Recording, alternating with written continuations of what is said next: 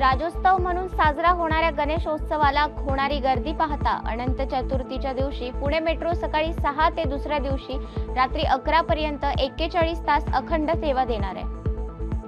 सणांच्या पार्श्वभूमीवर राज्य सरकारने ऑगस्ट महिन्याचा पगार 5 दिवस आधीच देण्याचा निर्णय घेतला असून 26 ऑगस्टलाच कर्मचाऱ्यांच्या खात्यात तो जमा होणार आहे। इलेक्ट्रिक वाहन धोरण टप्प्याटप्प्याने लागू करताना राज्य सरकारने इलेक्ट्रिक वाहनांना मुंबई पुणे महामार्गावरील अटल सेतू आजपासून टोल फ्री असल्याचं जाहीर केलंय। जीएसटी परिषदेतील मंत्री गटाने 4 स्लॅबपैकी 5 आणि 18% दोनच जीएसटी स्लॅबची केलेली शिफारस मान्य झाल्याने लक्झरियस वस्तू स्वस्त होणार, सर्वसामान्यांना दिलासा मिळणार आहे।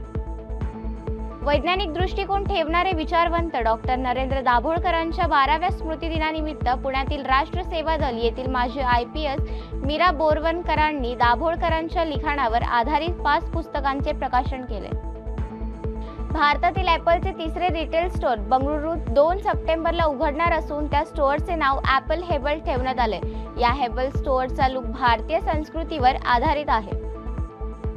कझाकिस्तानात सुरू असलेल्या 16व्या आशियातील शूटिंग चॅम्पियनशिपमध्ये ऑलिम्पिक अनंतजीतने पुरुषाच्या स्कीट स्पर्धेत सुवर्ण पदक मिळवले। 9 सप्टेंबरपासून सुरू होणाऱ्या आशिया कपमध्ये भारत आणि पाकिस्तान यांच्यात सामना होणार असून भारत सरकारने गुरुवारी यासाठी परवानगी दिली आहे।